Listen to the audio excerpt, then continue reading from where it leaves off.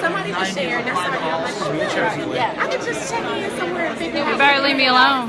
That would be good. I would like to. I'm a big girl. You better leave me alone. Okay. And so when they said it, I'm like, yes. And we have. I think I understood. That's like a chairs in there. Yeah, but I heard. But when I talked to somebody else, they said no. Go to the car. I'm like, girl, you leave me alone. I got people. And you can get it. So yeah, because they're gonna get that information out. Hopefully, post it on the website. Yeah. Okay. That's good. Let me know. I will check it out. Yeah. All right, guys. Thanks for coming back. Everybody's back from the breakout sessions, and I suspect that presentations will start shortly. If you missed the first half, it was archived at my Ustream channel, Stack IZ Short. You can also follow me on Twitter, Stack IZ Short. So again, this is the, I believe is this the third or the second meeting? That's what I thought. We are on Ferguson Commission number 3, part 2. And I'm just going to ask you guys to start amplifying, tweeting out that we're getting ready to begin again.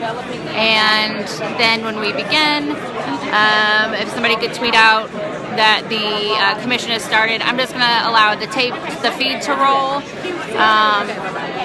Excuse me. I'm just going to allow the feed to roll and allow more people to gather and for viewers to collect here. A lot of people came back from the breakout session. Excuse me. And now we'll kind of get to see what they talked about collectively.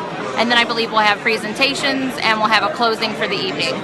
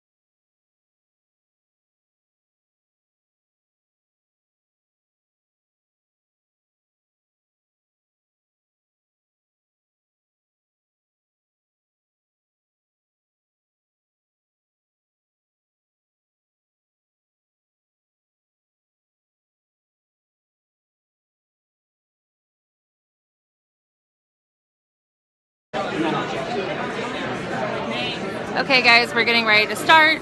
So this is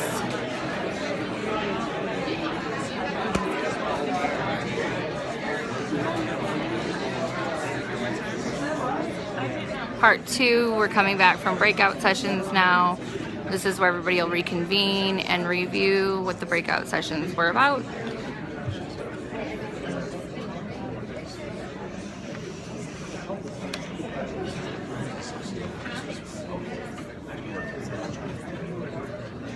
As soon as the other group gets back, we'll get started. I'm going to have my group speak first, Ramona. You get 2 minutes to report out. We're running a little behind. And who is speaking for the other groups? So I can see your hand. You are? You are? So we'll go Ramona, Adrian, Erica. We have one more group that will be. Are you the 4th group before you?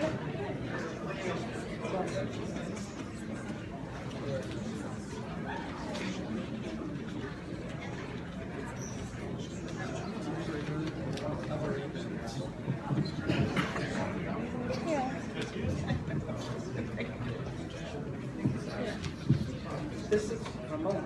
What's your name? Taylor Williams.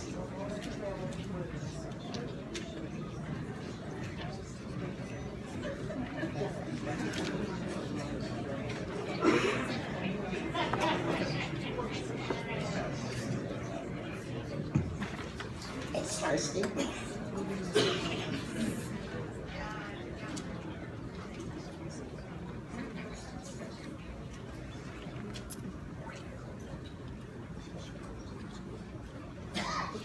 Hi, my name is Ramona Taylor Williams, and our group, I think the thing that most resonated the most among the entire group was that the existing municipal system, court system, is disadvantageous to the poor because of the structure of the court.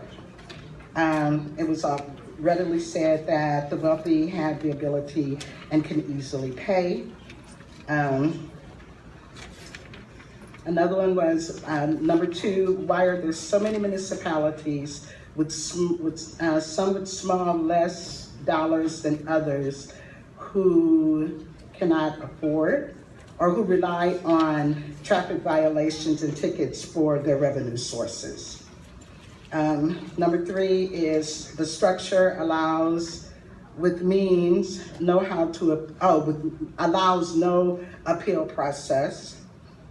One of the questions that was asked is who has the power to change the municipal court governing system, who writes the rules, and where is the resident power?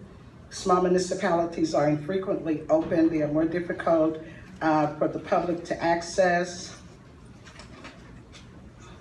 Municipal courts need to follow the law, which they do not, and that the municipal court system is a predatory system, that it has disparate treatment between I-70 versus the other intersections, other interstates.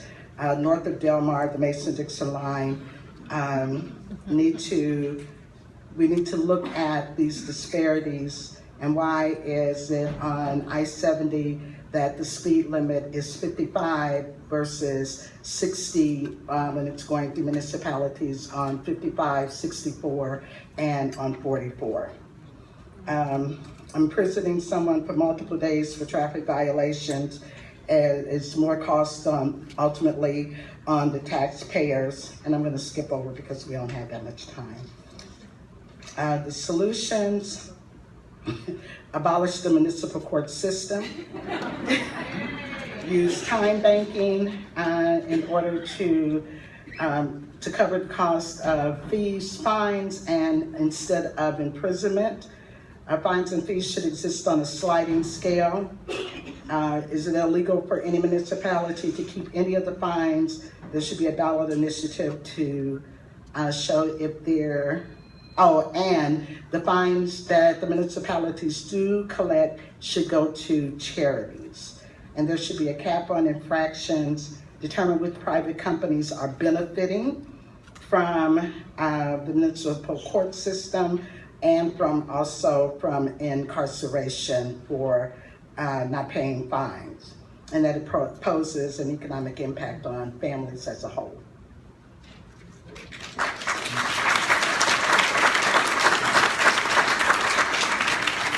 Good evening. My name is Adrienne Denson, A-D-R-I-E-N-N-E. Last name Denson, D as in David, E-N-S-O-N. Some of the concerns that my particular group had was the criminalization of minor offenses and the financial consequences for those minor offenses. Another concern was that current laws are not being enforced. Another concern was the limited accessibility to the courts and the hours that they keep. Another concerns were the large number of the municipal courts and police departments in our community. Another concern was the limited amnesty programs.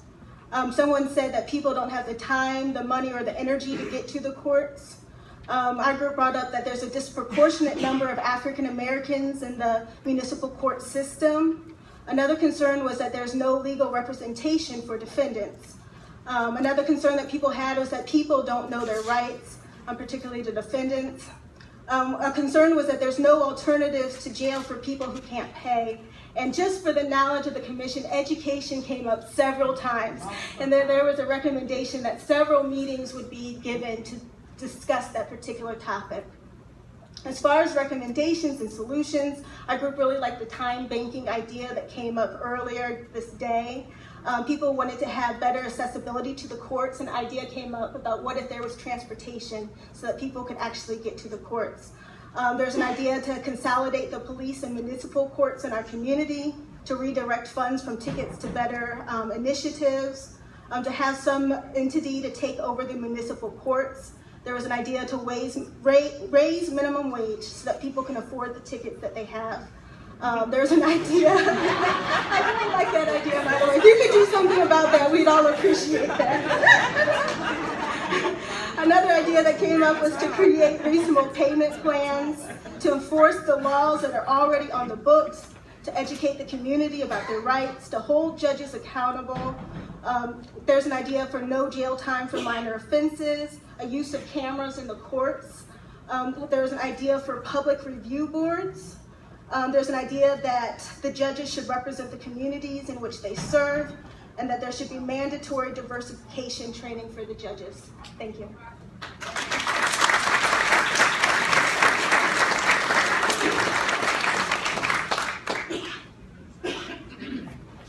Hi, my name is Kelvin Durham. That's Kelvin. My group, we talked about current bench warrant. The process is broken. The city is supposed to send warrant notifications, but often it doesn't because the database is old. We get tickets for violating non-valid ordinances. It's all about revenue with most of the 82 municipalities. The system scares people with the muscle and the power that the courts have with the police to back them. Court accessibility is limited, and I've heard that from other groups. We need education of police, judges, lawyers, and citizens. We just heard that. And one which we didn't discuss in my group is what avenue of redress do the citizens have when they feel that they've been violated by the court? Some of the solutions that we came up with are community service. And if you can't do community service, you should be able to have a substitute to do the community service for you. Citizens need a way to determine if the charges are valid. We also need info on how to address charges and should be able to work that out without fear of going to jail. There's legislative action for a percentage of revenue for municipalities, and they can collect from the fines and fees, and that it should be lowered, which I understand now is in the process from 30% to 10%. And $1 out of $12 should be used for public defenders for every court, and I understand that this is in the works, and this is for fines or charges where you possibly can go to jail, and for those that offenses where you're not going to jail, then they're creating a board of advisors in every court so that the citizenry will be able to address advisors and get information on what type of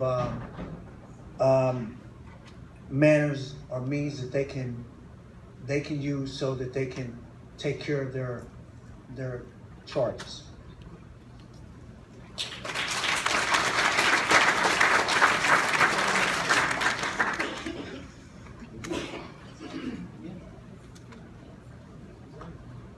My name is Erica Vogler, and I guess the curse of being last is that a lot of ours were already talked about, but I'm gonna say them anyway.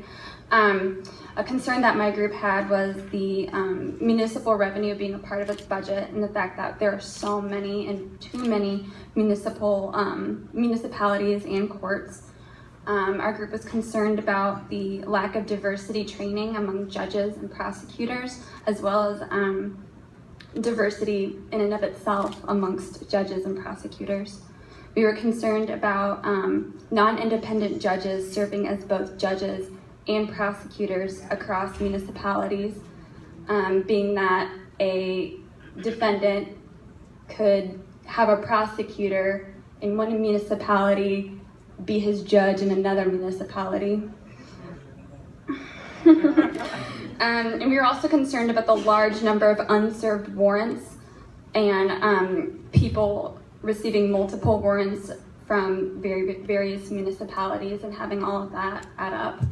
And some of the improvements that we're suggesting include implementing independent judges, capping fines and offering a sliding scale, and community service. Institute a penalty when the municipality goes over its revenue cap and maybe have that penalty go back towards the community. And then as well as offer free defense counsel.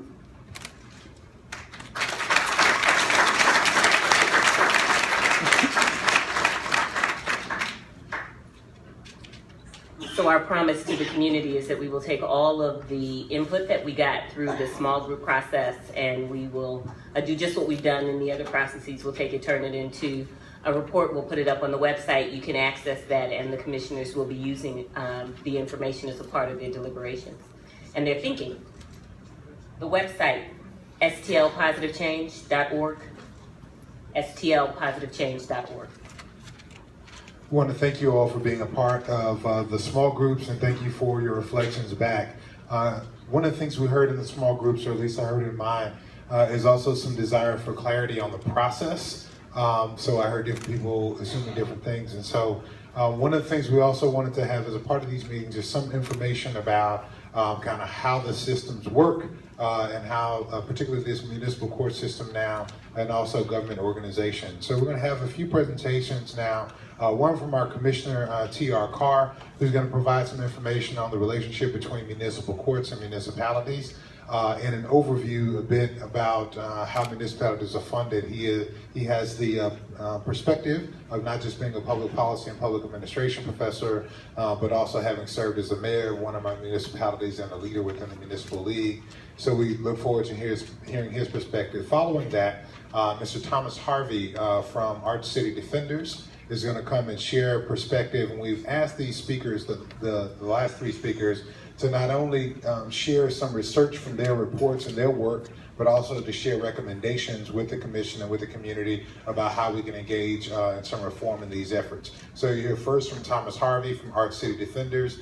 Next you'll hear from Professor May Quinn from Washington University School of Law, specifically her work in the juvenile law clinic for juvenile justice, and then Mr. David Leipols from Better Together will all present information, and then we'll have them come back to do some question and answer. They'll do that part together. So they'll present in succession, and then we'll have them come back to answer some questions. So first, Commissioner T.R. Carr.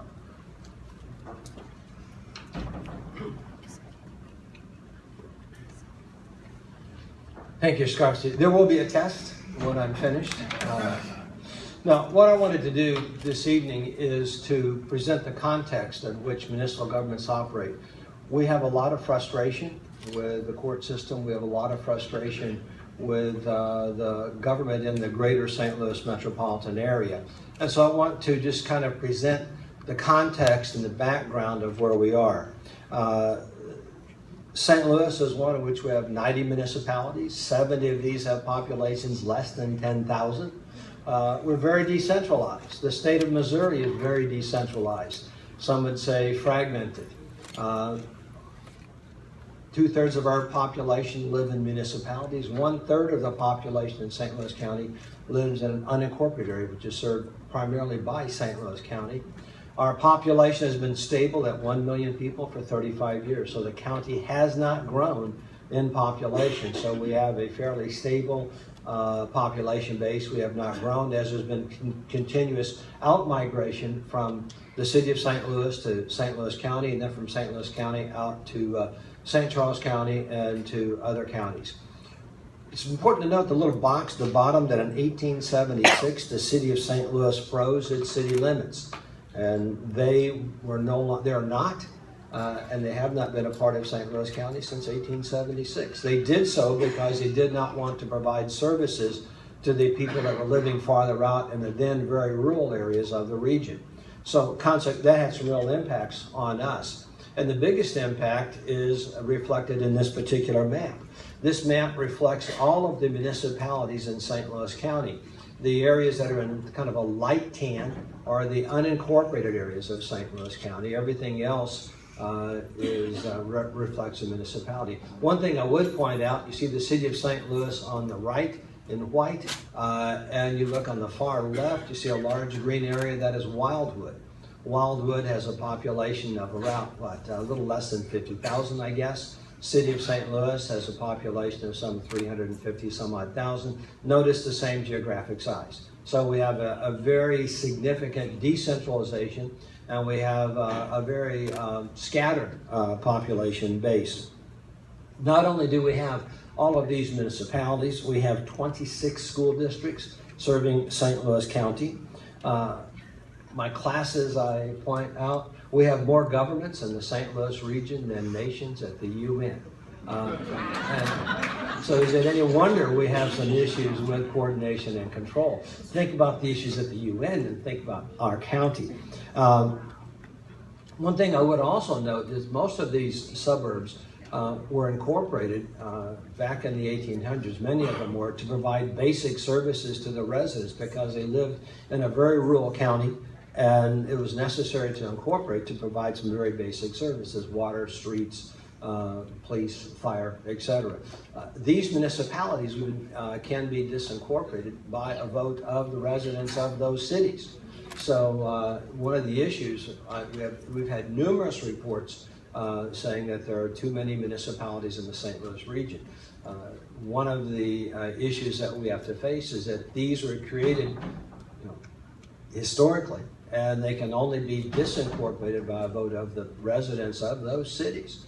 So any effort to change the structure involves convincing the people to really disincorporate. And that's happened for a couple of small areas in the region in the past.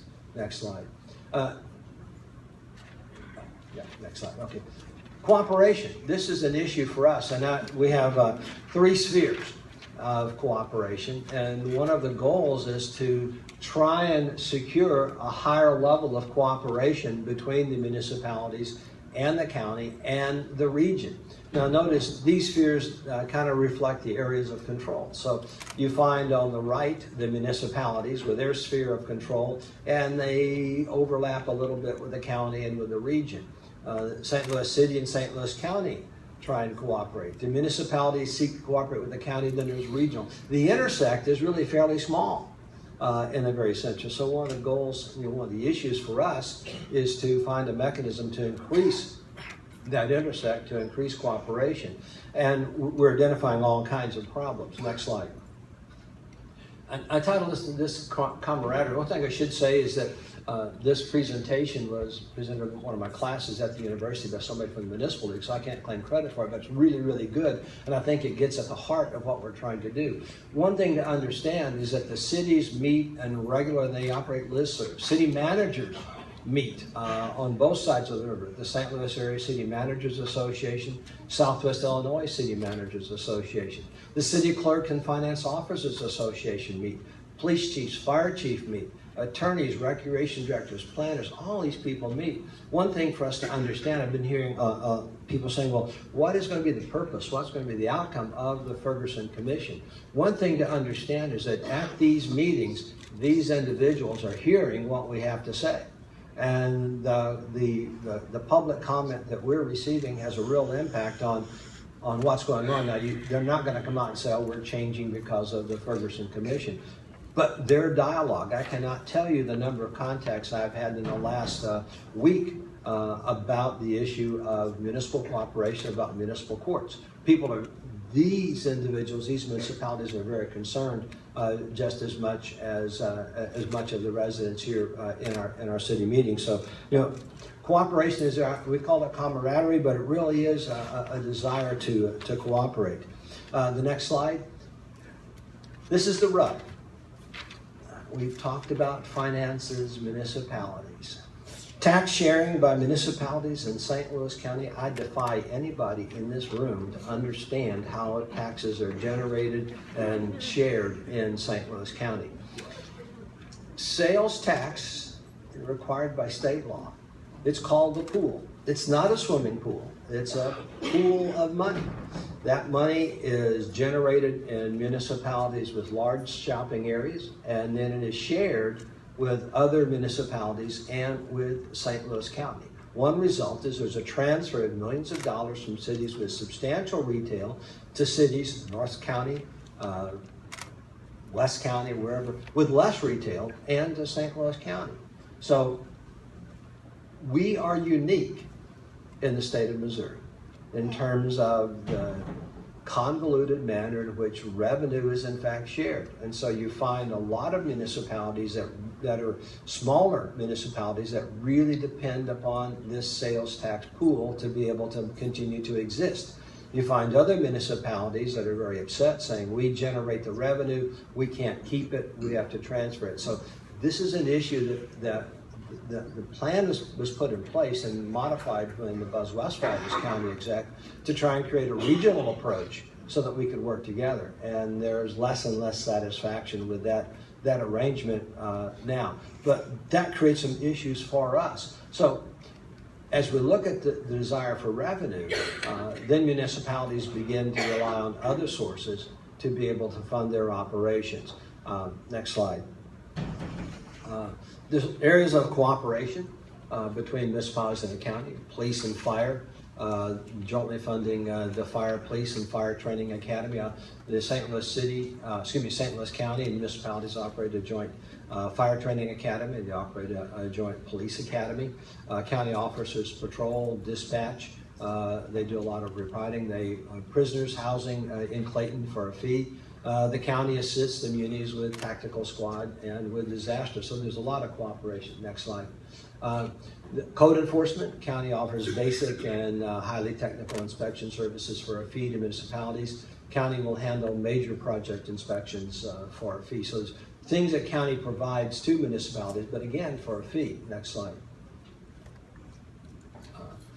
Revenue collection. The county collects revenue, and then it's in, checks are then written and it's distributed back to the municipalities. Traffic signals are maintained by the county for a fee. Highway and Metro League planning, joint traffic studies. This is a major effort to deal with traffic studies in the greater St. Louis region. Economic development. A lot of cooperation between the St. Louis County and the municipalities for both major and minor types of assistance. One thing that we have to realize is that as large corporations and businesses look at locating in the St. Louis region, we have to have somebody that represents us, and St. Louis County does that very well. They coordinate their activities with the municipalities, and St. Louis County now has created an arrangement with St. Louis City so that we can market the region as a whole. Solid waste. St. County grants to cities to handle solid waste, which is really an issue for us. Next slide. Economic development in 2002 to 2005. A lot of cooperation efforts to retain the Ford Assembly Plant in Hazelwood. It required legislative changes. Enterprise zone was created to add job preservations, not just for job creation. The area on the east side of the airport was created as a result of some of those efforts. The county accepted land from the city of St. Louis. So there's been a lot of cooperation in terms, but this has been designed primarily to create jobs in the greater St. Louis region. One thing we have to understand is that St. Louis region is an economic engine for the state of Missouri. And if you begin to look at the numbers, St. Louis County, especially North St. Louis County, even though it has a lot of issues, is an economic engine for the St. Louis region in terms of employment. International corporations with Boeing, GKN Aerospace, BioMaru, Soleil, Asculap, just a range of international corporations located in the North County region. North County is an employing area within this area. Next slide. There are economic issues, tax increment financing, which creates issues, but there have been some positive signs. Wellston, redevelopment of Wagner Electric and adjoining signs. There's been efforts to redevelop River Road's the old shopping center in Jennings, redevelop Northland into the Buzz Westfall Center. Chesterfield, longtime cooperation with Spirit Airport to rebuild the valley after the flood. So we have a foundation for economic development cooperation, and one of the challenges for us, I think, is to see this kind of foundation apply to increasing levels to the North County area. Next slide. We have a lot of cooperations with metropolitan sewer districts, zoo districts. I won't go into all of these, but we have many of these things are governmental units with the power to tax or the power to levy fees, and so it's an increased level of fragmentation, of decentralization that we have in our region. But that's one of the issues that we have to grapple with when we look at trying to solve the problems that we face. Next slide. We have a lot of regional efforts.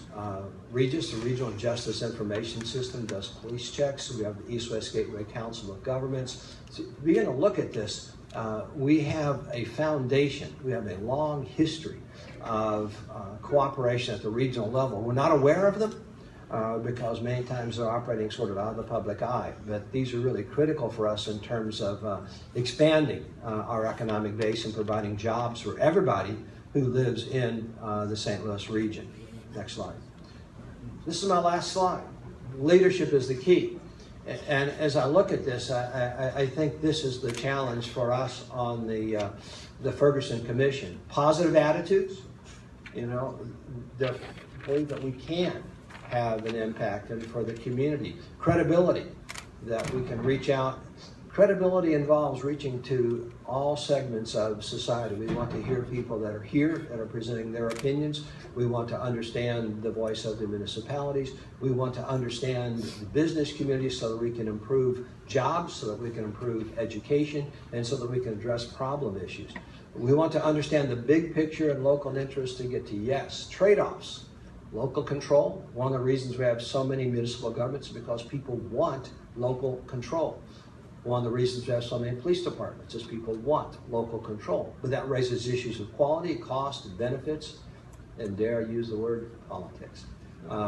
So the issue for us is to have good local efforts plus good regional efforts so that we can move to a win-win approach. So this is the key, and I think one of the challenges for us on the Ferguson Commission is to be able to work with the existing leadership, to work with the public, so that we can bring about change. We know what is. Now, one thing I will say is that I was really gratified by the fact that during this week, I've been contacted by municipal judges, I've been contacted by municipal attorneys, I've been contacted by court clerks saying, what can we do? There's a general recognition of a lot of these problems that people have expressed this evening, and there is a genuine desire to promote change. So I honestly believe that these meetings that we're having and the collaborative attitude, we will see change, and we'll see changes occur in the near term, and then we'll see additional changes occur in the long term. Thank you. Good. TR, thank you very much.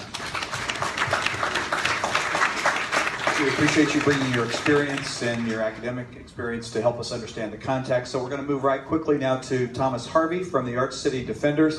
The Arch City Defenders in November published a very informative and helpful white paper on this topic and have been leaders for a number of years, alums of the St. Louis University School of Law, on whose campus we are meeting tonight. We appreciate you being here. Thank you, Thomas. Please proceed. Sure. Thanks for having me.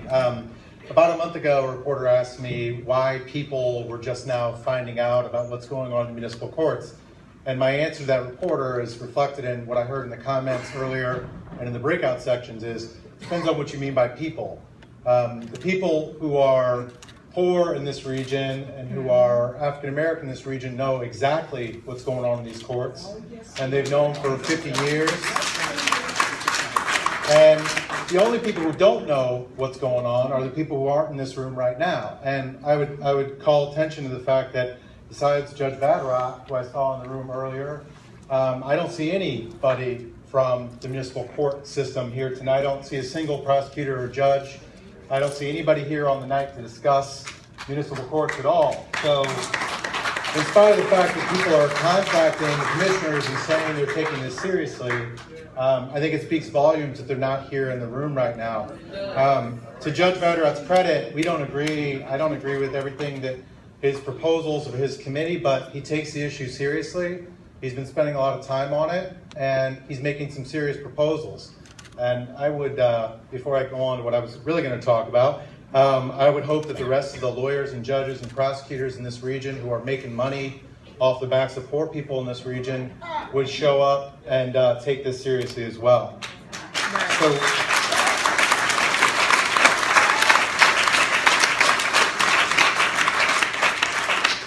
what our clients have been telling us for 5 years, our clients are primarily the homeless in the region and the working poor. And if you ask them how municipal courts work, they say a couple of things. One thing is they make people poor and they keep people poor and they prevent people from exiting poverty when they try it. Our work, again, is with the homeless, and when we began, we were brand new lawyers. My co-founder, Michael John Voss, and John McCanner and I went to St. Patrick's Center, which if you don't know it, it's a great organization, does great work in the city of St. Louis, helping the homeless.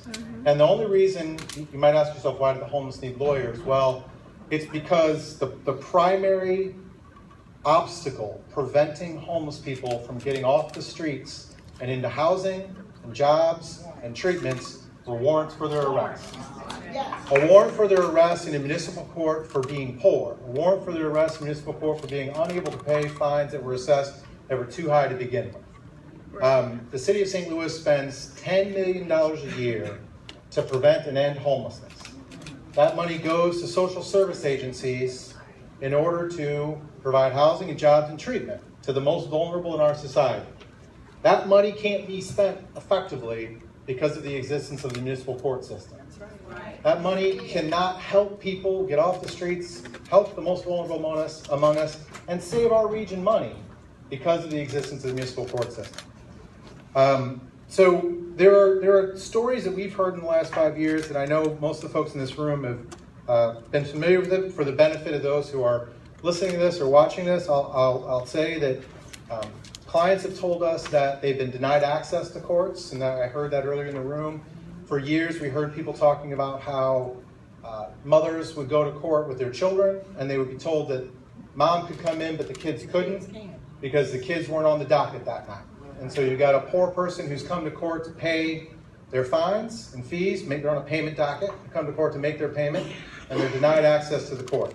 So that creates a tough choice for mom. She can go into court and leave her children on the parking lot,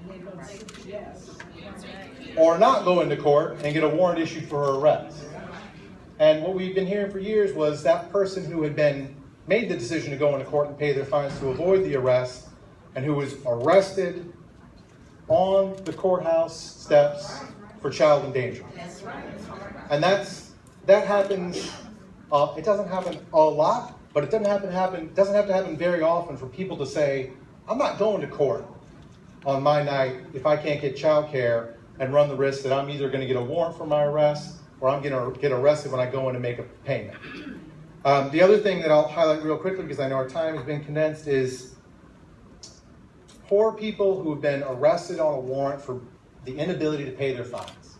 They've been, to be frank, what they've been arrested on is not showing up in court.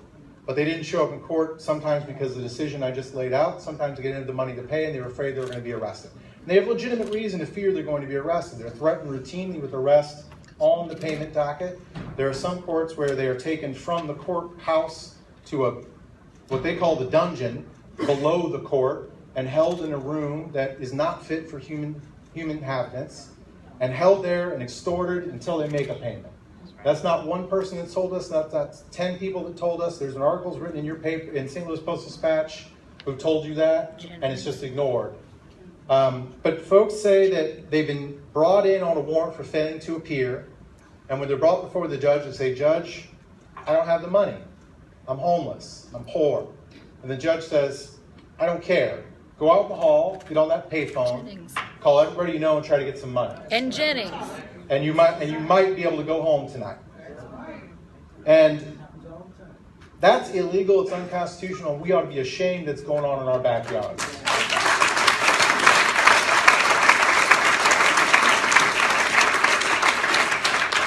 So our paper that we issued was just an attempt to take seriously what our clients told us, which was that they were being profiled, they were being racially profiled, and that they were being exploited because they were poor. When you put those two things together, nobody was listening to what they were saying. When we dug into the numbers, it said for years, this isn't about public safety, this is about the money. When you start looking at the budgets of these towns and how much money they make off these courts, it's hard to refute that. When you've got the second highest source of revenue in many of these towns being revenue generated from municipal courts, and it's $2.7 million in one town and it's $3.1 million in another town, it's hard to say, no, it's not about the money. And I know from my private practice, I've got a client right now who's facing charges in an unnamed municipality who's charged with possession of marijuana and possession of drug paraphernalia. And for the low, low price of $1,000, he can turn that into a littering ticket. This is a system that works for rich people and doesn't work for poor people. And it doesn't work for black people in our region, and it works for lawyers and judges and prosecutors here who make their living off of it. And as far as solutions, I know we're supposed to be talking about solutions. I support Senator Schmidt's proposed legislation that would cap revenue at 10%. I think that's a great start. I would also support the consolidation or abolition of these municipal courts. It's not necessary.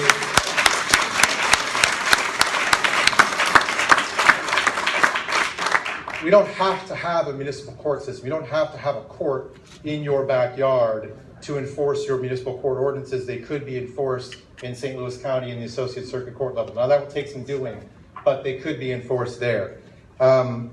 The other thing is, we should be humiliated into doing something about this because Montgomery, Alabama was just sued for operating a debtor's prison, much like the ones that are operating in our county. And they figured out how to do something about it. Now it took being shamed and being sued and the threat of federal intervention. Hopefully we don't have to go that far.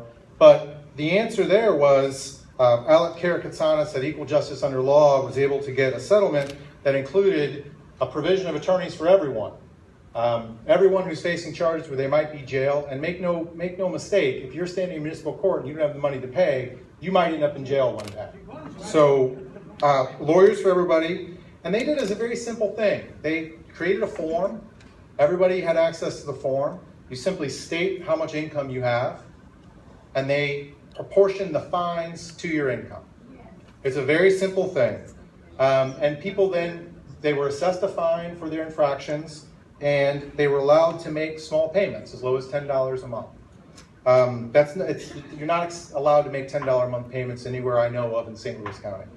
And the other alternative is community service, but it would take some work to provide community service in a way that would actually benefit the community.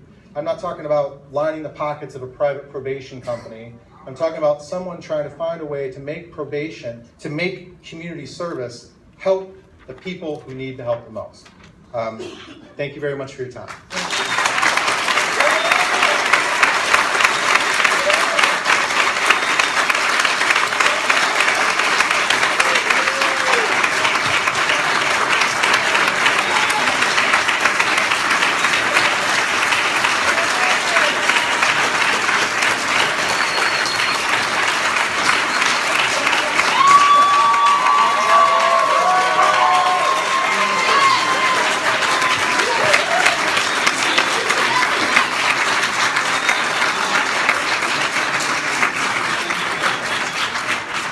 Thomas, the court reporter, is trying to transcribe all that applause.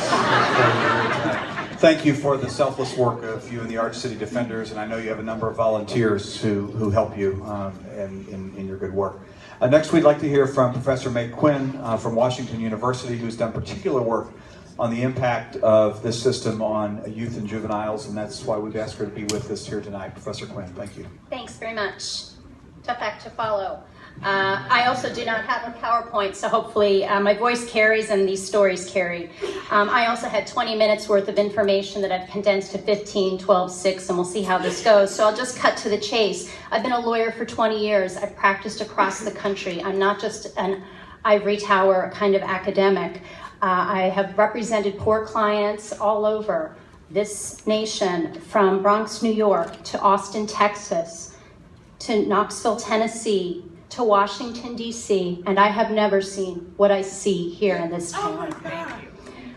From widespread due process violations to deprivations of the right to counsel to hostility and retaliation for just doing our jobs as lawyers, to unequal and inhumane practices that work to reduce the life chances of St. Louis area youth.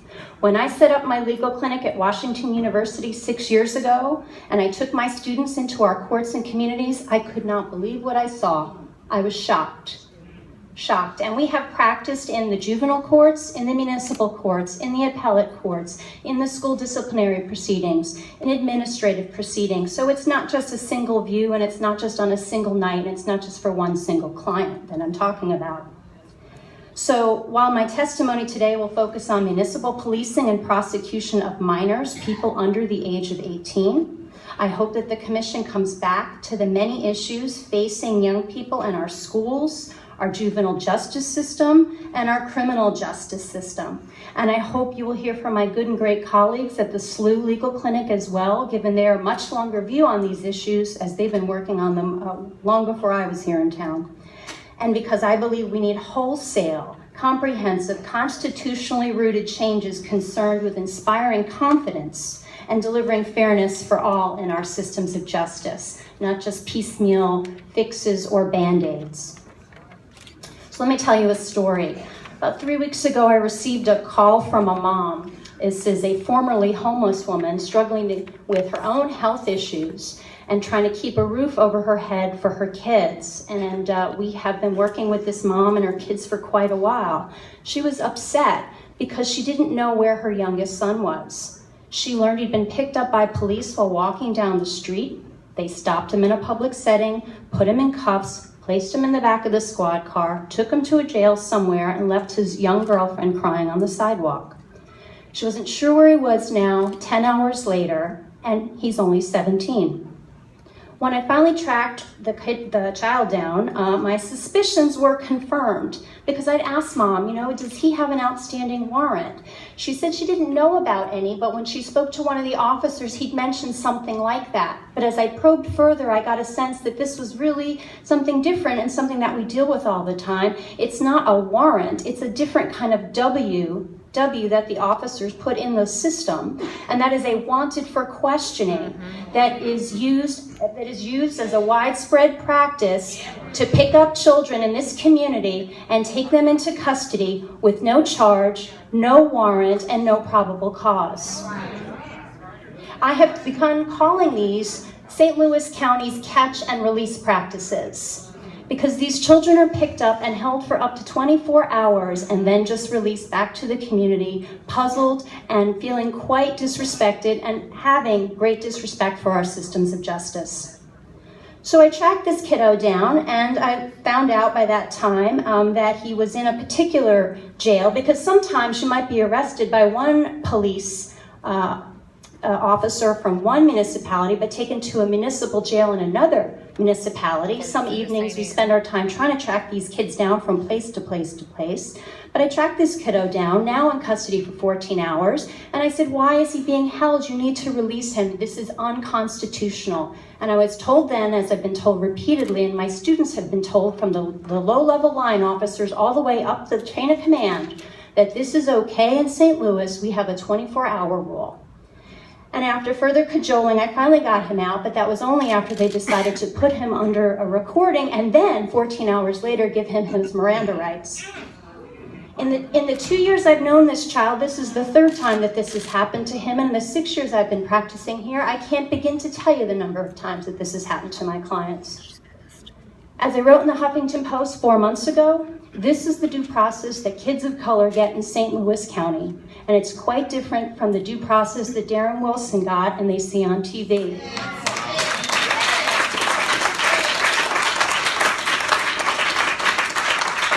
This is what causes distrust, disrespect, disengagement with our systems. And these practices are twice unconstitutional and unlawful because these children are frequently mixed in the jail cells and the holding tanks with grown adults. And why does this happen? 2 reasons. In Missouri, all young people aged 17 and up or at age 17, you're considered an adult for purposes of prosecution.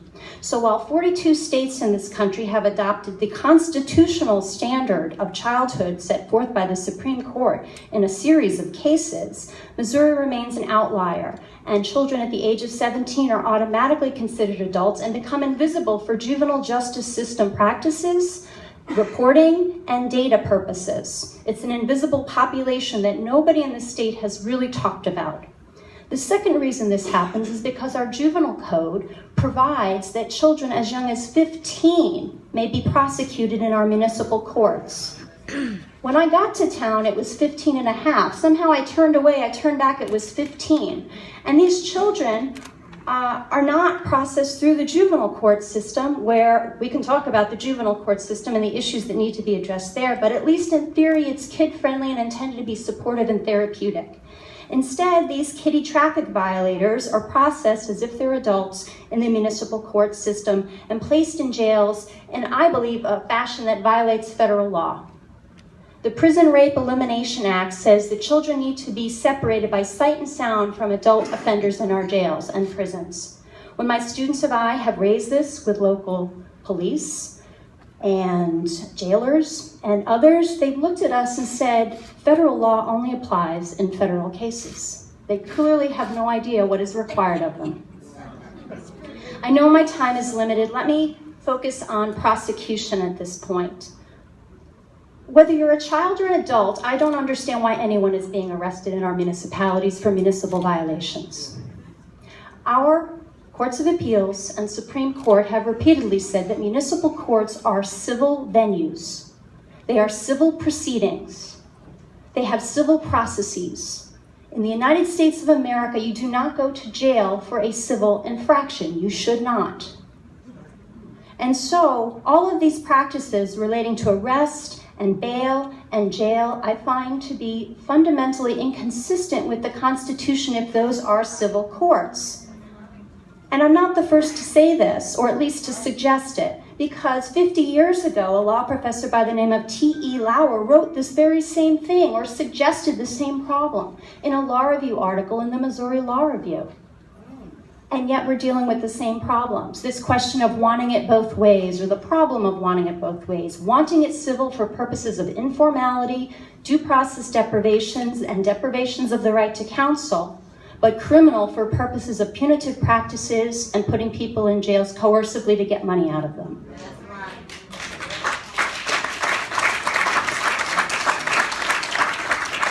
Now, the thing Professor Lauer did not talk about, and that many people don't talk about, is that this isn't just practiced on adults, it's practiced on children. So I'll just briefly touch on two cases we've had recently. We were called about a 17-year-old who was very concerned. He's in foster care, and he had pled guilty to hitting his brother, another teen. I used to do that a lot when I was a teen. I surely spent no time in jail, but this kiddo spent a week in one of our fine municipal jails. And then he was taken before a judge and told if he pled guilty. Now, there's some contest about what exactly was said, but the bottom line was this child at the age of 17 believed that if he pled guilty, he would get to go home and only have to pay several $100s fine. Problem was he had no lawyer, no parent, was 17, and was severely mentally ill. In fact, left that courthouse and shortly thereafter wound up in an institution and then in foster care. We were ultimately able to file a motion and get his plea set aside and the fine forgiven, but guess what? They still made him pay the court costs. And we were chastised for referring to him as a juvenile. We represented a 17-year-old pregnant teen who was prosecuted in one of our other munis for shoplifting a maternity bra and some baby's clothes. She too spent a night in jail with no care for her pregnancy and came to us because she was concerned she was going to be thrown in jail because of her fines. We were not able to get that case entirely thrown out, but we worked it out such that she did not have to pay the fine. And so most kids are not so lucky because there are no assigned public defenders in these courts. Kids take these pleas to avoid what they think is a more harsh consequence, but it's just delaying the ultimate, which is often warrants being dropped because they can't pay these amounts or because they get scared and don't show up. And many times they're being prosecuted, fined, and warranted for ordinary adolescent behaviors. So the municipal codes were referenced, and so we have not only, a federal body of law and a state body of law, but we have 90 different bodies of law in this town that we're expecting not just adults, but children to know and abide by. The problem with these codes is that they're drafted by non-lawyers and are hugely, if reviewed, unconstitutional. They criminalize all manner of ordinary behavior, including ordinary behaviors of children, and they're policed particularly in communities of color. Many of these provisions were drafted at a historical time and in a historical era that they carry all manner of baggage. And I can assure you I've never represented a child in Clayton, Ladue, or Chesterfield on an affray, but I've done it across the Del Mar Divide in those communities where those kids are the least likely to be able to post bail and the least likely to be able to pay court costs and fees. So I have 10 suggested steps and solutions, but I think I've already gone over my time, so maybe I will wait until the Q&A unless I'm... Oh, okay then.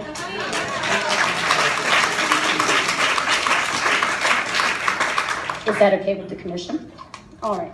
So there's lots that we can all say, and there's so many good folks bringing so many good ideas to the table, and I'm so, as negative as I sound, I do believe this is a moment of opportunity for us.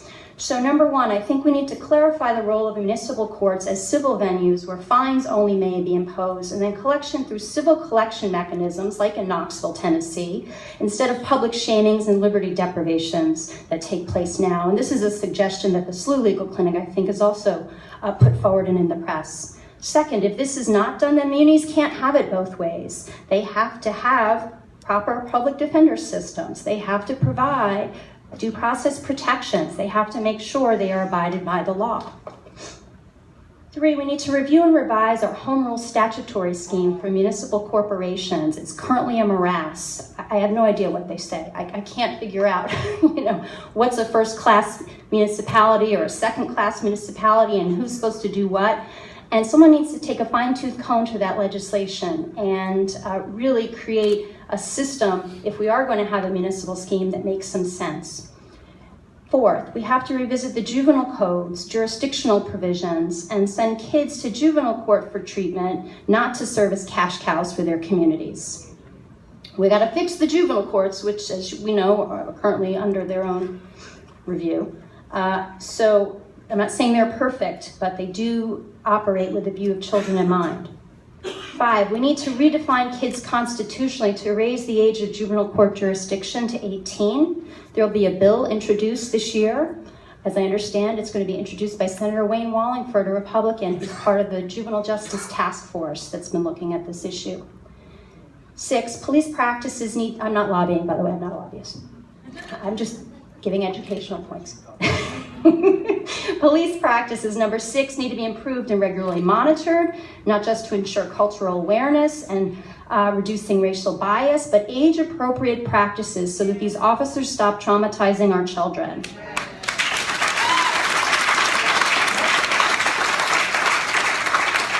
And they need to be further trained on truly updated understandings of constitutional law relating to where people, when and where they can be stopped, arrested, and the use of force and deadly force. 7, remaining municipalities after consolidation need to cull their codes and redraft, get rid of these unconstitutional provisions, and get rid of these provisions that criminalize ordinary adolescent behaviors in communities of color. Number 8, it takes not just a muni, but a village. So I'd urge this commission to call for all community stakeholders to be mindful of the needs of kids in this community and step up and step out and offer what they can, including my own employer, Washington University, which can be doing a lot more along these lines.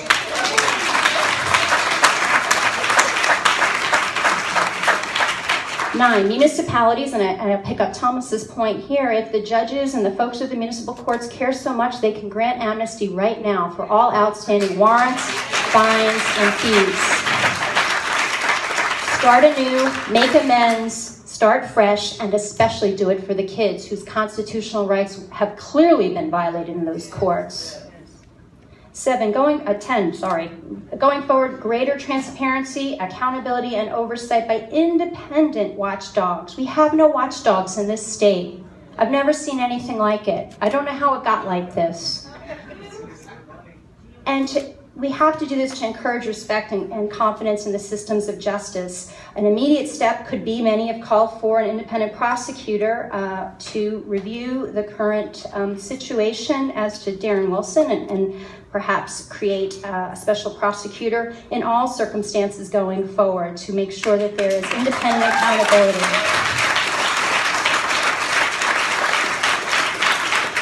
I was supposed to be on public radio today. I could not because of client matters and dealing with some legislative things, and that's what I was going to talk about, but many believe that that is the appropriate next step currently, and it is still possible legally, but I know that's another night's conversation perhaps. Thank you.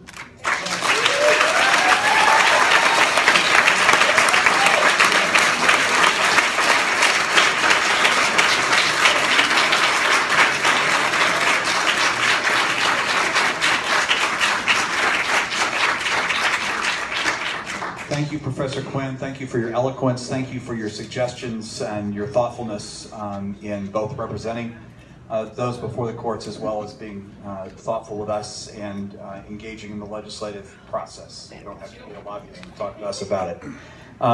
We would like to now hear from David Leipoltz, who has done a lot of work with the data. There have been a number of questions in the groups about the revenues that these municipalities are getting from these sources, and so we wanted this data to get before the commission briefly and for you to see it, and then we're going to have the entire panel back, Thomas and May and David, for questions, and I know the commission has a number of them. I have a number that I picked up from the groups, and so we will have questions there. So David, please proceed. All right, thank you for allowing me to speak here tonight. I want to first start off by saying, Thomas, the SLU Law Clinics, a lot of people practicing in this field were the people that we talked to when we first started this study. And I can tell you that when you hear these stories at first, it's very difficult to imagine it being the case across an entire system. But what our study found was that is in fact the case. So our key findings, and these are just large, broad swaths of our findings, and there's many ripples that we'll kind of dive into while being respectful of the time. We found a lack of oversight of municipal courts. We touched on reliance on revenue, fines, and fees. Procedural issues have been discussed, and then the loss of trust, I think, is evident. When I say lack of oversight, we really tried to see how this happened. What is different about St. Louis as a region that our municipal court system operates in a way that, from our initial interviews, seemingly had lost the trust of the people. What we found was that in Missouri there are 45 judicial circuits. And this is a little dry, but I assure you there's a point to it. The municipal courts in Missouri are a division of the state circuit in which they sit. So if you're in the 21st Circuit and you're a municipal court, that presiding judge in that circuit oversees those municipal courts. The problem with this system is that in many ways, it's built to reflect a really fragmented region like we have. On average, the Missouri Judicial Circuit has 8.6 municipal courts. In St. Louis County, there's 81. So, and just to give you a feel for that, it's not as if there's a lot of metropolitan areas with a lot of municipal courts and then very few in outstate or anything like that. The next closest in size has 20 municipal courts, so we have 61 more courts. Where that becomes an issue is you have the same one presiding judge that is responsible for overseeing nearly 10 times the municipal courts. And what you have there is a system that lacks oversight and is ripe for many different interpretations of how a municipal court should act and what they're allowed to do. To give you an overall figure for the end product of that lack of oversight, as you can see, the St. Louis region is responsible for bringing in 46% of all municipal fines and fees that are taken in the state of Missouri, while only having 22% of the population. If you look at St. Louis County and St. Louis City, they both relatively mirror their percentage of state population.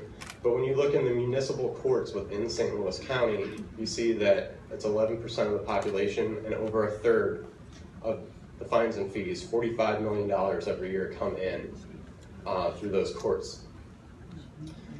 That led us to really dig a little bit deeper. And what we found was that this is a pretty targeted problem as well. To understand those figures, you have to understand that there are also municipalities that maybe get 1 or 2% of their revenue from court fines and fees. So you can imagine what that means on the other end. It means courts that are bringing in 50, 60% of the operating budget for their municipality through fines and fees. And essentially what develops is an economically incentivized system for officers and their community to have negative interactions that drastically and disproportionately impact the people who live there. St. Louis County has 14 municipalities where fines and fees are the single largest source of operating revenue. Larger than sales tax revenue, larger than property tax revenue. 13 of the 14 of those municipalities are north of Olive and within the 270 corridor. Mm-hmm. St. Louis County also has 21 municipalities that collect over 20% of their general revenue from fines and fees. 20 of those 21 lie in that same area, north of Olive and within 270. When we brought this to people's attention, their comment was there should be a law against this. Well, there is. The only issue is that while there are 7 municipalities we found are over the 30% cap, nothing has been done, even though that revenue is supposed to be going to the school system. We called the state and we asked how come nothing was really being done to monitor this, and we were told that they rely on municipalities to self-report and send excess funds. That's awesome. Now, the law itself says that failure to report results in a loss of court jurisdiction. We haven't found any indication that that's been done either. And when we did some basic arithmetic, we also found that if every municipality, the city and the county, all lived up to this 30% cap, we could actually more than double the money we currently take in at $45 million. So because of the municipalities that are living below that, we're actually a lot lower than we could be. So as you've heard, both in the small group discussions and from previous speakers, there are some procedural issues. Municipal courts hold individuals unable to pay until they are able to do so. We've heard that many stories. Is our work not only looked at statistics, but we interviewed hundreds of people who were either in the system, worked in the system, or had experience with it. Most courts do not take into account an individual's ability to pay, as you've heard.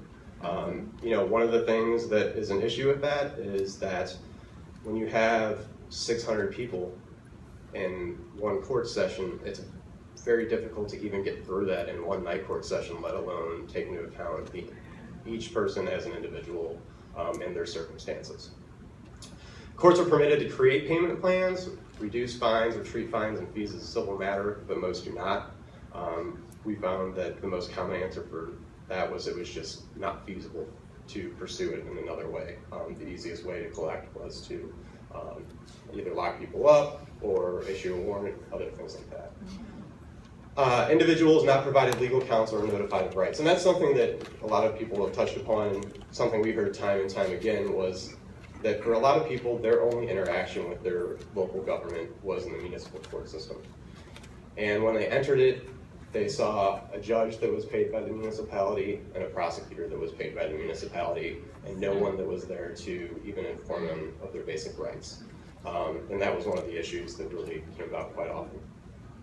So when we discussed, with experts, with individuals who had gone through the system, attorneys, what are some of the best practices and some potential reforms? We wanted to find out some basic ways we could address these things. We think that it begins with granting greater oversight. A system that requires paperwork to be turned in, but it isn't monitored. There's no enforcement of it. Simply doesn't do the trick. Implementing a 10% cap on the amount of general revenue, the Senator Schmidt's bill that he has issued would do. Another was pooling municipal court fines and fees. In the previous presentation, there was a discussion about that system. With the courts, though, it really takes away a direct incentive to fine your own citizens or those passing through your jurisdiction. And unlike with sales tax revenue, a fine, if I issue it as a municipality, I get to keep all of that. So what you have is a very powerful tool for accumulating revenue in your municipality. Ensuring the court's ability to remain open to the public. As we also heard similar stories of people that weren't allowed to bring children in. And when we went to discuss why that was happening, again, it was, we have too big of a docket. So they just simply couldn't accommodate the amount of people that they were bringing in to fight it. Just a few more bullet points. Providing a uniform list of rights and procedural options. A lot of the people that we met with and spoke to really felt the deck was stacked against them. They didn't know their rights. They weren't plainly issued to them. If you go to court and you request this, this has to happen. You know, whether that's placed at the entrance of the courts, on municipal websites. We thought that it could be on the back of every citation so that immediately it doesn't create an us against you mentality. You know, here's your rights, we're making you aware of them. Requiring courts to utilize alternative means, that was previously discussed. Providing for ability to pay hearings. Requiring that municipal judges be selected by a panel in the judicial circuit in which they sit. Currently, they can be hired, in some places, the prosecutors, judges, by the municipality. And when 30% of the operating revenue for that municipality comes from the courts, I think that, you know, I would know what was expected of me. That's not to say that all judges do that, all judges are put in that circumstance, but it's one of the things that we can't have a justice system that we just have to say to people, oh, trust us, it's on the line, because it's just not happening. And finally, requiring a municipal court to have a paid public defender. On average, municipal courts, we found that every municipal court on average brings in $500,000 more than it spends to operate. That's certainly a significant chunk of money that could be utilized to have public defenders there. Those are all of our suggestions, so thank you.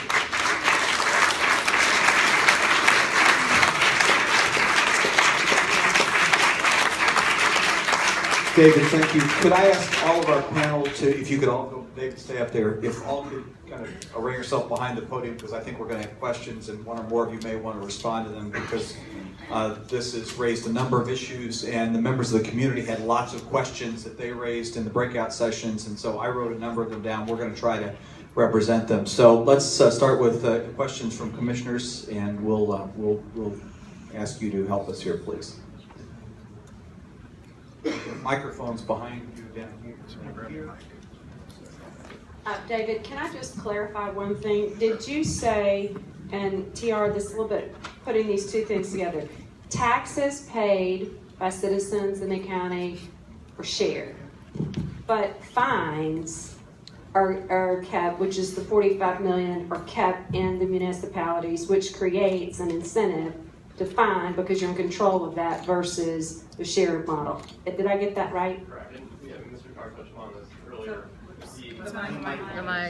The The sales tax pool involves sales tax sharing across the municipalities based on categories, and probably takes much more time than I think a seminar class could be dedicated to. But with the court system, what you have is a direct incentive.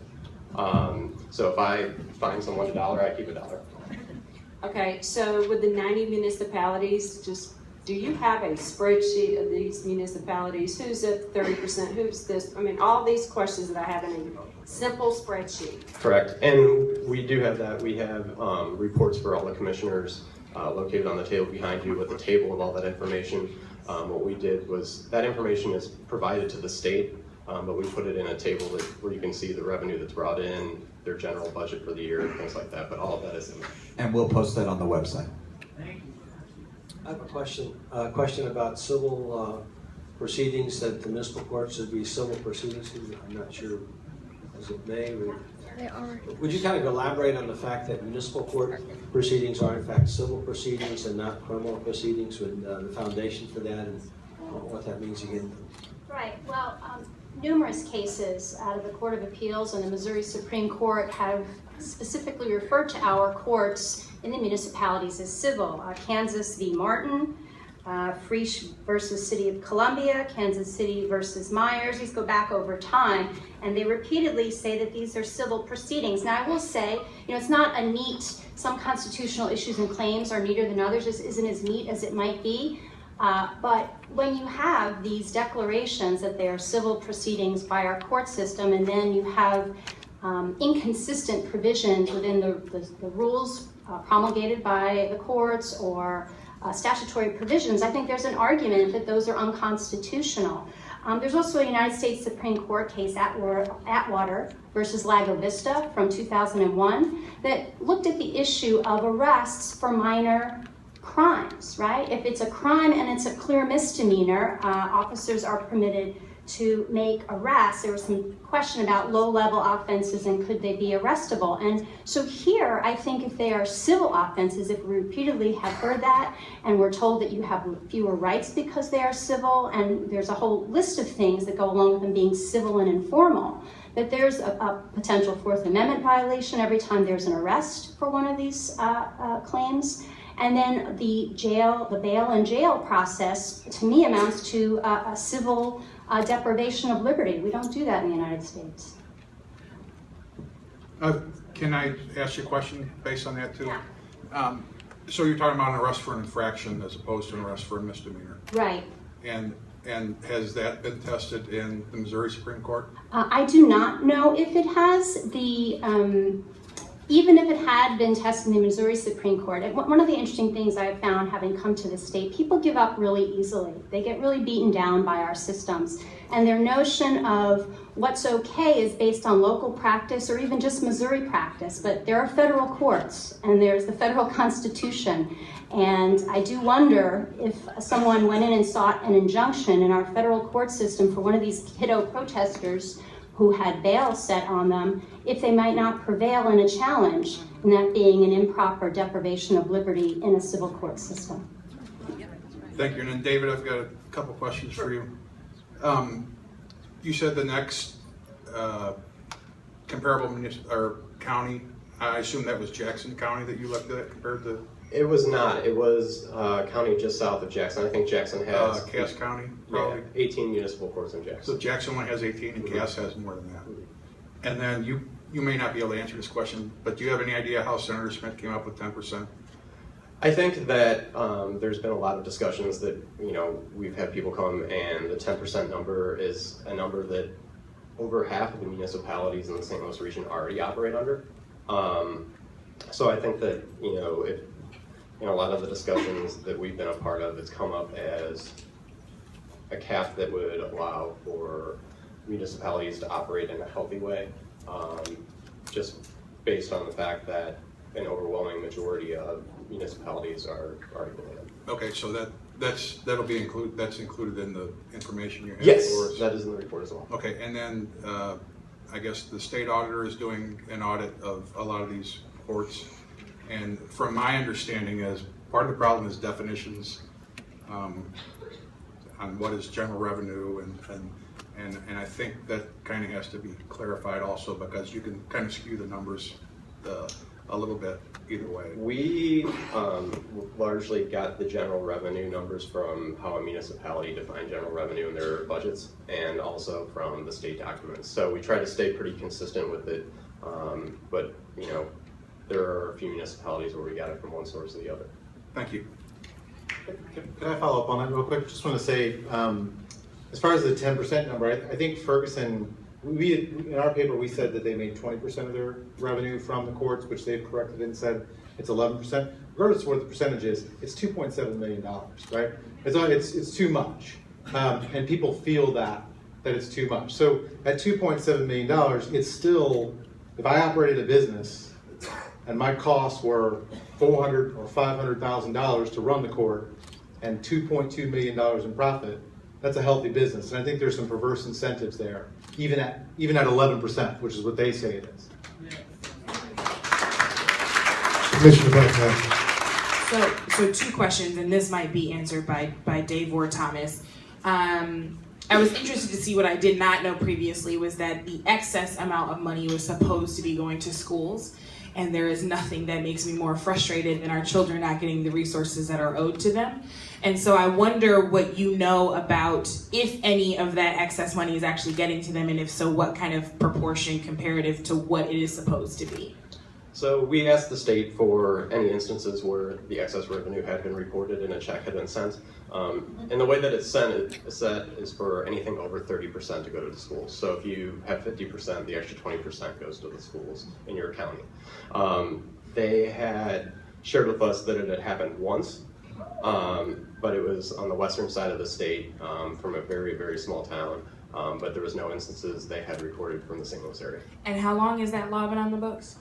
I know that it was just changed over the course of this past year and a half, so it's probably about that long, but before that in some form, almost years before that as well.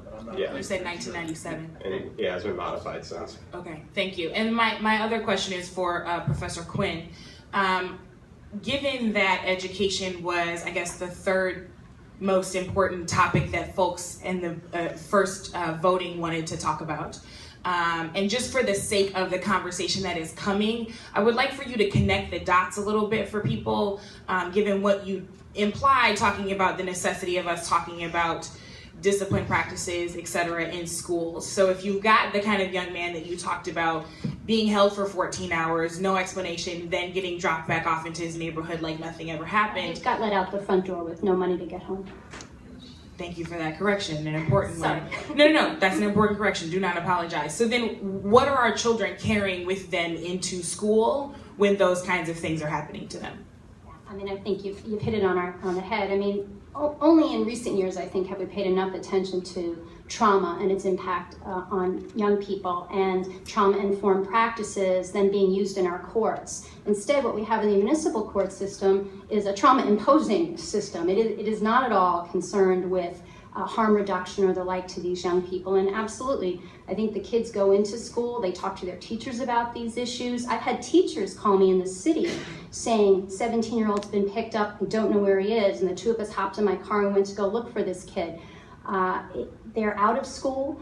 There are issues of education and educational services for young people while they're incarcerated. I mean, I don't want to overstate it, right, because the cap in municipal court is 90 days in jail, and I haven't had kids in for many, many, many days, but enough that they've missed school and they're behind, and they're surely not getting those services while in our local jails. In fact, across the state, it's a somewhat separate issue, but young people who are charged as adults, if they're sitting in our jails, they will get no educational services for weeks, months, and sometimes years until they are sent to state prison. Thank you. Can I sorry. Yes. I just wanted to say something that it's not directly impacting the children, but the way we've seen in the representation of homeless folks is at some point on their path to homelessness, many of them are arrested on one of these warrants and held in jail. They end up losing their housing, which of course loses the housing for children as well, right? So in the middle of an academic year, they're trying to change school districts, which we all know disrupts their education and has a direct impact on it. So it's not always the case that you know these courts are a factor in the creation of homelessness, but certainly that disruption and people lose their housing is going to destroy people's educational opportunities as well. Thank you very much for making sure that's represented. Thank you. I have a question. You said that for municipalities that are out of compliance and municipalities that haven't reported, that there's a process in place to dismantle it and unauthorized. How does that work? What needs to happen to say this municipal court can no longer function this way or at all? So when they fail to report is when the municipal courts lose their jurisdiction under the law. When they go over 30%, if they still report it to the state, they technically retain their jurisdiction, is our understanding. But what they fail to do is provide that excess money to the schools, which could also help have them lose jurisdiction. So it's supposed to be, according to the law as plainly read, automatic. So the courts should lose jurisdiction when they fail to timely report. Okay, so if the court fails to report, there's an automatic provision that they lose jurisdiction? What is stated is that they lose jurisdiction of their court. That simply. Let's make it more clear, David. Who has enforcement authority for that provision? Well, from what we've seen, no one. So I unfairly asked you that question. I should have asked one of the lawyers here. Well, you are a lawyer? Yes, but what I'm not asking. So I'm being clear. I'm not asking you who's doing it. Right. I'm asking you who has authority to do it. Well, technically the state has the authority to do it. It's a state law. Who in the state has the authority to do it? That seems to be something that not only I'm confused about, but the state is as well. We haven't seen it actually happen. So we don't know who would do it. Do you others have... Well, I mean, so we have a lawsuit filed against one of the municipalities right now testing that exact question. So we allege that they lost jurisdiction under the theory that Dave's talking about, and that as a result, they operated a court where there was a guy standing in front of the courtroom saying he was a judge, but he wasn't really a judge because they had lost their jurisdiction over traffic-related matters. So we're going to find out what the circuit court has to say about that at some time in the future. But right now, we couldn't figure out what the mechanism is to enforce it. So bringing a lawsuit against municipalities who have failed to report was the first step we took. So we filed against one municipality, and we'll see what the court has to say, and then go from there. Can I ask a question about, if they lose jurisdiction, does it transfer to the county? Where does it go? It could. The statute just says, I mean, it's among the strongest language you can ever see in a statute. It says, shall immediately lose jurisdiction over traffic-related matters in the municipal court. So I guess we're going to find out what it exactly means.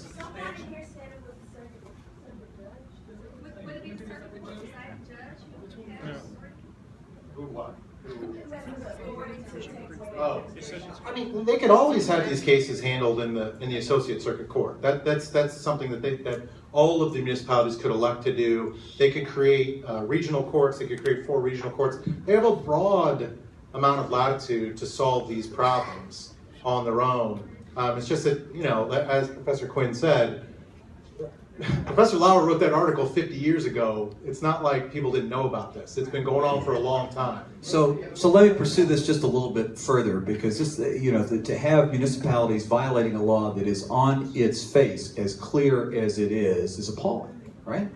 So pushing further on who can enforce this, does the Supreme Court have the authority of making rules for the courts in the state? Would any prosecutor have the authority to bring an action? Would the state attorney general have the authority to bring an action? Last week, Starsky and I issued a statement at the end of the meeting based upon data, some of the data that you provided, David, that these municipalities were over 30% and should immediately cease these practices. So we want to nail down who's potentially got the authority here, and how do we push them to take the action they need to take? Well, so the agencies that are involved in this process, and this is as direct an answer as I know how to give, because it's just not a process we've seen, is the Director of Revenue, because they're supposed to be receiving the funds. The state auditor, because the financials are supposed to be reported to them every year. I would imagine that the Attorney General does have authority to file a suit on behalf of some of the people, but those are the 3 that I know have been the main focus. Yeah, so, I mean, some of what you're pointing out is just this problem of these claims laying on the backs of individual plaintiffs, many of whom barely have enough money to operate their own shops. And I haven't spent as much time with this statutory scheme as these guys have, but I would think the AG would be equally well suited to be able to pursue this kind of claim if so desired. And this commission, I think, could recommend the ability of state level officials to have greater oversight and policing powers in the days ahead, as to municipal courts, as to juvenile justice practices. I mean, we don't seem to have the kind of oversight agencies in this state that you see in the federal executive branch and that you see in a lot of other states, like an ombuds office or other kinds of agencies that could be watching this and then bring claims. So I don't mean to belabor this, but in Missouri, the Supreme Court makes the rules for the court system in Missouri. So why does the Supreme Court not have the authority to make rules that have ability to stick in municipal courts as well as circuit courts? Of course they do. But then who enforces it, right? So it's my 16-year-old client who's then forced to try to bring a claim on my $5,000 clinic budget and the students leaving for summer. But the kind of litigation you're providing. I guess the point is, if the people in the state were going to do something about it, they would have already done it, right? I mean, like, there's a reason we're here, and in part, it's because this stuff's been going on for a long time, and it is very unlikely. The actions you're talking about are very unlikely to come from people who are in power and benefit from the system the way it is. It's not like the system's broken. It works how it's supposed to work. I mean,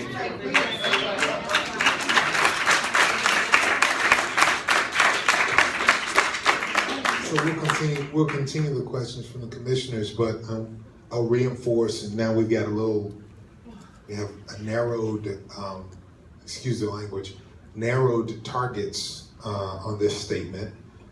But what we called for last week and what we invited, and I say this interestingly enough, between Monday's meeting last week and Monday's meeting this week, our city defenders and others filed this action, or we saw notice of this action around municipal court fines and fees.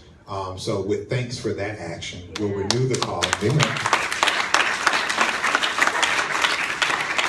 With thanks for that action, I'm just going to specify the statement we asked for last week.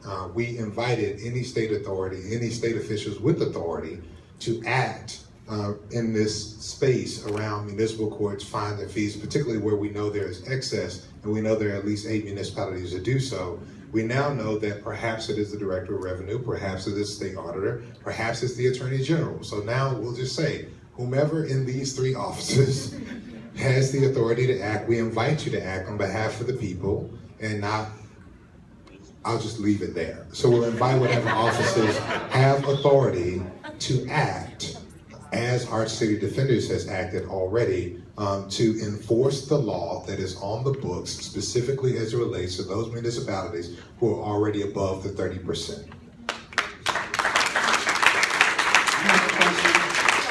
I want to say, sorry, one other quick thing, and I want to say this to call attention to just how widespread some of the unlawful practices are. The 7 lawsuits that we filed with SLU Law and Campbell Office don't have anything to do with the statute you just talked about. It's another separate unlawful practice of charging fees that are not authorized by state law. That's what we allege. Again, the court will find that out. That's what we allege.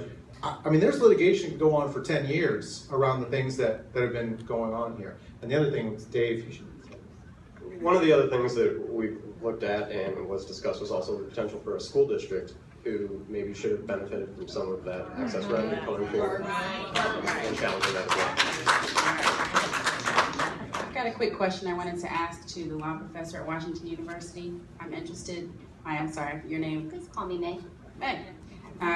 Recommendation number 9 for you in the short term was grant amnesty right now, exclamation point. How feasible is that? How practically could that be done?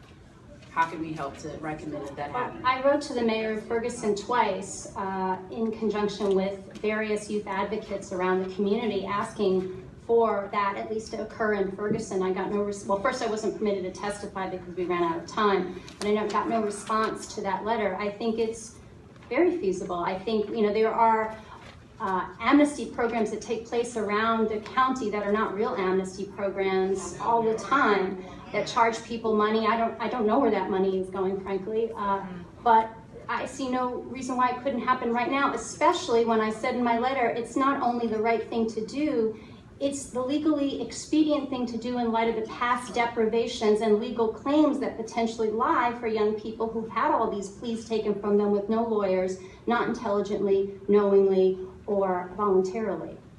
Thank you. May, I have another, or anyone, to grant amnesty. Do y'all have any idea what the ballpark is on that number right now? How much money are we talking about? I don't know what the number is, but I mean, the last numbers we saw, there were 411,000 outstanding warrants in St. Louis County for a town of just under 1 million people. So I don't know what cases, are attached to all those warrants, but it'd be a big number. All right. And then the last thing I think to Starsky and Rich. I mean, I know we just called for leaders, auditors, director of revenue, AG. does that mean we're drafting a letter and sending it to them, or is that minutes worth? I mean, tell me how we go from that to something in there. I think if what I'm hearing as a sense of the commission that we need to beef. Last week it was a statement of the co-chairs. Now we're going to beef it up, and I think we followed with some pretty strong phone calls and push from different commission members and others in the community that we asked for, because this is, I think, I hear your point, Thomas. If this, this should have been done years and years ago, it hasn't been done. Why isn't it being done? We need to call for action much more stringently. Are any other commissioners have a question? Tracy. I have a question for you and Starsky. Is it possible for us to request to have them at our next meeting on Monday? Is that possible? We're not meeting on Monday, but it is certainly possible. The next meeting that we meet, is it possible that we issue a personal invitation requesting that they come and meet with us in this setting? Certainly.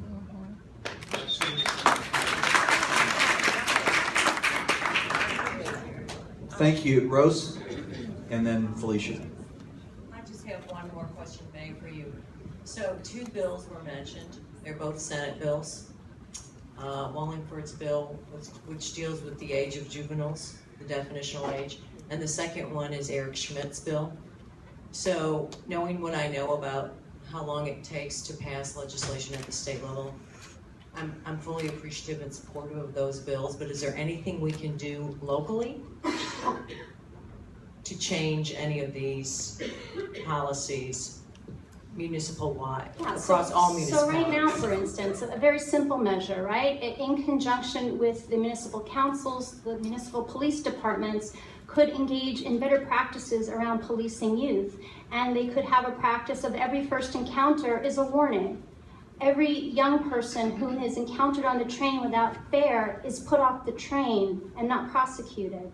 We, as you know, we met with Metro officials months ago about this, my students and I, and talked with them about the problem. I will say, they said they didn't know the extent of the problem of young people being prosecuted in the warrants. I refer to the kids as kids living under the bridge. They hide out with multiple warrants just for $2 train fare warrants. And they were not willing at that time to agree not to prosecute, but to consider possible further conversations. I repeatedly reached out after that with no response, and then Michael Brown was shot. Things did not continue, the conversation. Felicia. In terms of losing jurisdiction over your municipal court, I'm out of compliance. One of these people that we've identified as possibly having authority to enforce the law enforces the law. Do I just re-establish a court under a different, some different municipal legislation, or what does that look like? I want my court back. What does that look like? So the law actually doesn't provide any sort of situation for that to happen. That's not to say it couldn't happen. And again, we're kind of dealing with the situation that we haven't even gotten to the enforcement part yet. So there's no examples to look at either. It's certainly something that could use some clarity, because I would suspect that if you just take jurisdiction away from a day, that's probably not going to be too large of a deterrent. But as for the specifics on that, it's unclear for the statute. Okay, so we would want to assure that something like that is addressed while we're moving into enforcement. Some of the what ifs. Okay. I think they reestablish jurisdiction once they file the report. And I also want to be clear that they don't. It's written in a way that suggests that they would only lose jurisdiction over traffic-related matters, not housing code violations and things like that. So they don't cease to operate as a court. But again, it's not clear what that would actually mean. You'd be a judge on a housing code violation, but not on a speeding ticket. It's really not exactly clear. That's our position, is that they would have lost their jurisdiction to impose fines and make decisions on traffic-related matters during the period when they had failed to file the report. But yet they still forfeit the money in the law, correct? That's what we would ask them to do, is return the money to the people that they took it from. That's cool. Can I ask you a question? Can I ask one more question? All right. If these municipal courts lose jurisdiction does that mean that every case they've prosecuted since they should not have been prosecuting would then be discarded? That's what the judge is going to tell us. I mean, that's one of the things we have yet to find out, but under our theory, they didn't have the authority to bring that case. That the court didn't have authority to act. Now, they can always just refile the charges. It's not like it doesn't end those charges. They want to go through that process. They have some options, but it's unclear. So I'm unclear, so let me ask it this way. I'm saying to you, if the municipal court lost its authority to act in traffic cases, and you could pinpoint the day that they lost that because of the way the law is written. If the law says if they're non-compliant, then they immediately lose it. If they were non-compliant 2 years ago, does that mean that every case since that time is invalid? Again, yeah, that's what we believe. That's what our lawsuit says. I'm sorry, there's no way to know because it's a new law. It hasn't been tested. No one's ever tried to enforce it. Our position is it was not valid for them to enforce the law in that court at that time. As soon as they failed to file their paperwork. Last question, Gabe, and then Starsky will do a wrap up on this issue for us. Hey, a couple quick questions. Mr. Harvey, you talked a little bit about a program you said that was in place in Alabama. Where in Alabama was that? Montgomery, Alabama. Montgomery, Alabama. So is the upshot known for its liberal treatment of poor people?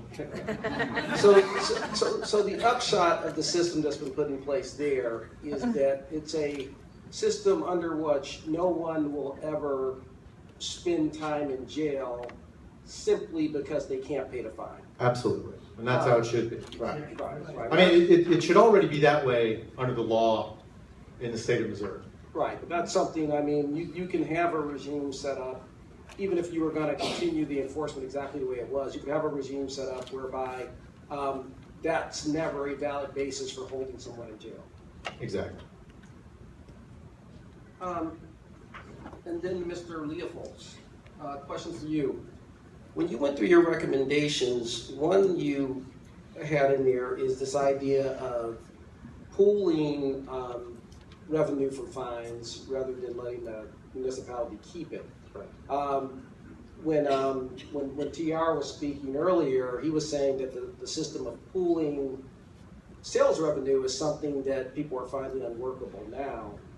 And one thing that occurred to me is the one problem with those pooling circumstances is you're providing resources to maybe municipalities that don't really have the economic resources to survive, which might suggest they may be municipalities that shouldn't survive. And so if we start pooling that revenue, are we just going to perpetuate this system of some municipalities out there that... Those municipalities are already taking 60% of their revenue from fines and fees. The ones that need it to survive are taking it. What I think pooling it would do is create distance between a direct incentive of fine $5, keep $5, and other municipalities that aren't fining in that way for the revenue is going to bring the amount that a municipality could possibly bring in down. But isn't capping it a more direct and better way to accomplish that? That would be fun too. I mean, a 10% cap? Yes, but I think when it comes to the sales tax, we want to encourage economic development. I don't think we want to encourage fining and have that incentive there. So that's how we kind of arrived at them being different. And again, our list of recommendations really comes from months of meetings with individuals, people who work in the system as well. There's no real magic bullet that we offer that we think solves everything. These are the comments and suggestions we got from experts in the community. And let me ask you this, in your research, which I haven't had a chance to look at yet, did you look into at all, did you attempt to find any direct instances where the fines were clearly being driven by a desire to hit a certain revenue number? Is that something you looked at? No, but we couldn't get to that detailed of a level, but what we did find is we looked at several municipalities from 2008 on, and what we saw was a correlation between a decline in property tax revenue and an increase in municipal court fine fee revenue. So, you know, it wasn't our belief that the economic downturn made people speed more, so we thought that it was more of a factor that municipalities were trying to find ways to survive and provide the same level of services at a time when most people couldn't do the exact same thing. Well, we want to thank you. Sorry, we're going to just wrap because I know we have some administrative things we want to do as well. So we want to transition with our thanks to May, to Thomas, and to David.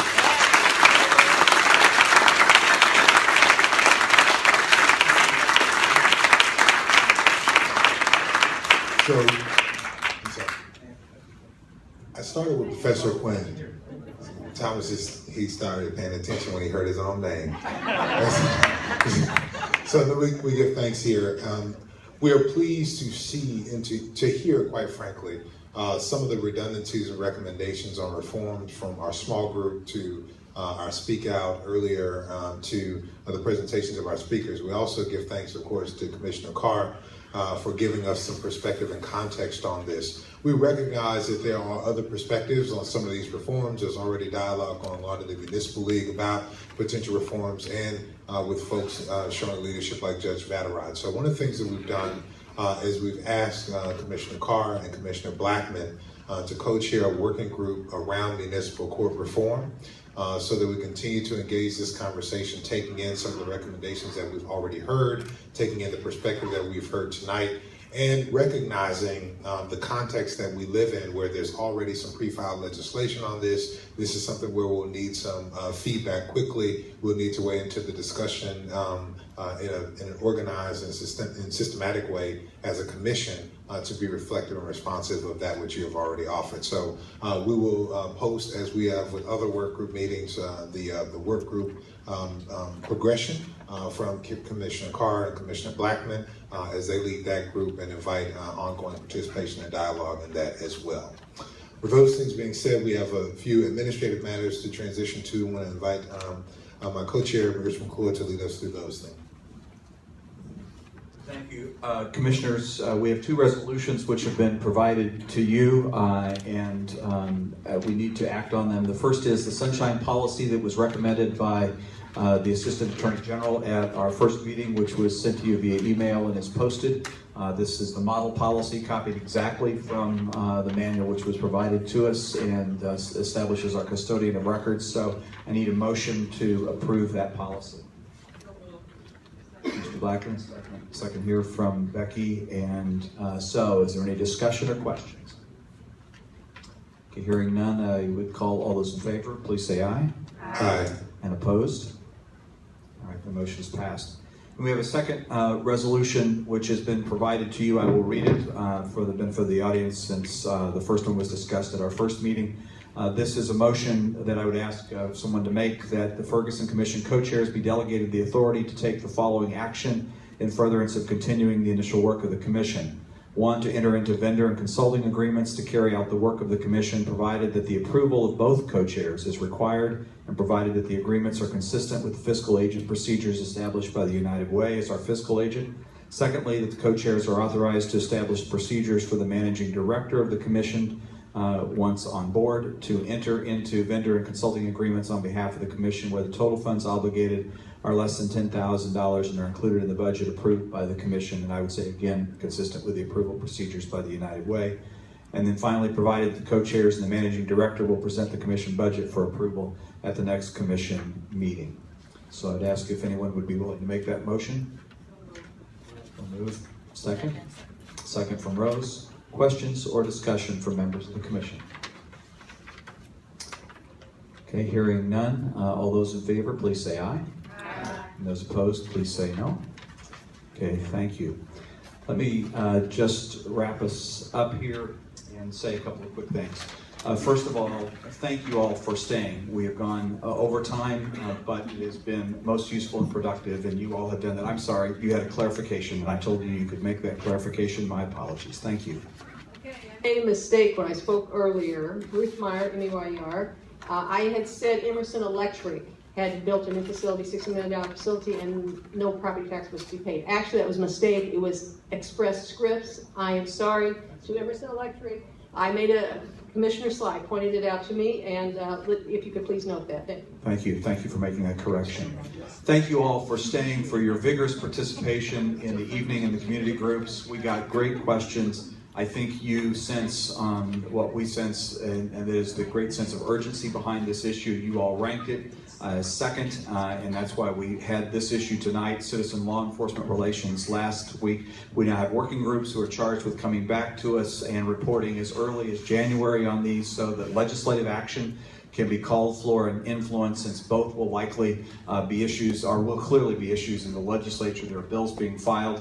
Let me say this, Starsky and I have already been in contact with legislative leaders. We've met with them multiple times in several cases. We've met with the sponsor of the municipal court bill. We intend, and we've met with state officials on this very issue of enforcement that we've talked about tonight. So on behalf of you, and behalf of the feeling from the commissioners, it is our intent to be very active and to be very vigorous in this process. Yes, sir, quickly, please.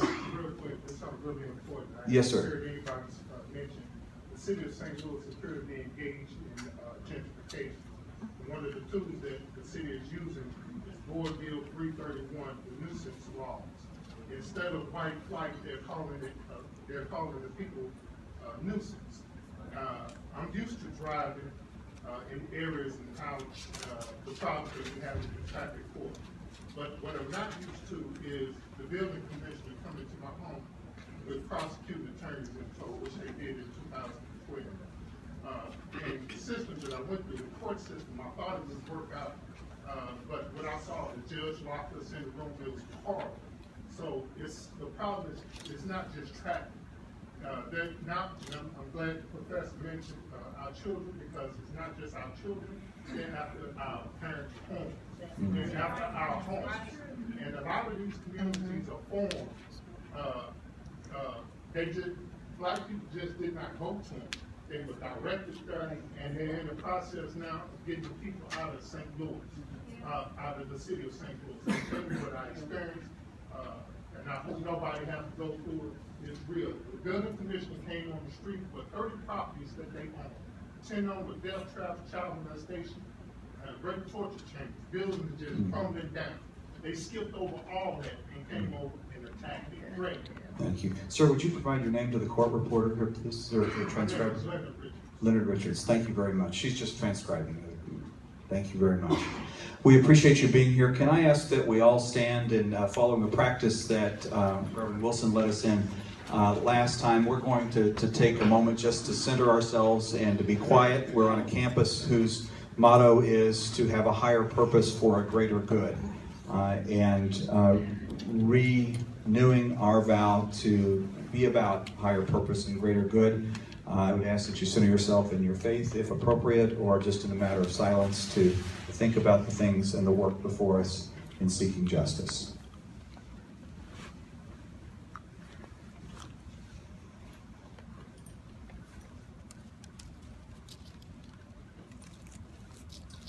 Thank you. We have not yet established the date for our next meeting. We're going to have these working group meetings that will be posted on the website, but very early in January we'll be meeting. The topic will most likely be youth and education, and we look forward to your continued participation. Thank you. You're good. STLpositivechange.org. All right, guys, thank you very much for joining us. That was the Ferguson Commission number 3. The subject was municipal courts and how those city governments move. Thank you for joining me. My name is Stack IZ Short. You can find me on Twitter at Stack IZ Short. You can also follow me here on Ustream, and you'll get automatic notifications when I go live. And I thank you. All right, I'll talk to you guys soon.